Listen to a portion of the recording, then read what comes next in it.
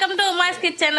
Simple గా అయితే ఈరోజు కరింపాకు రైస్ అయితే చేసేస్తాను. చూడండి నేను ఎలా చేస్తానో.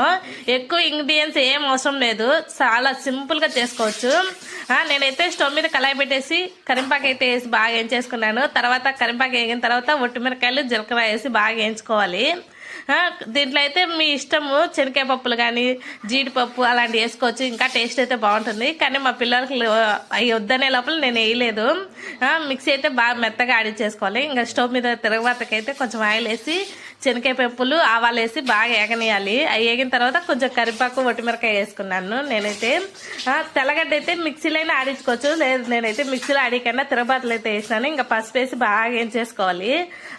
అల్లం వెల్లుల్లి పేస్ట్ బాగా పచ్చివాసన పోయేంత వరకు, మళ్ళీ తర్వాత వచ్చి కరింపాకు పొడి వేసి బాగా వేయించుకోవాలి. ఇలా చేస్తే పిల్లలకైతే బాగా నచ్చుతుంది, బాగా తింటారు పిల్లలు.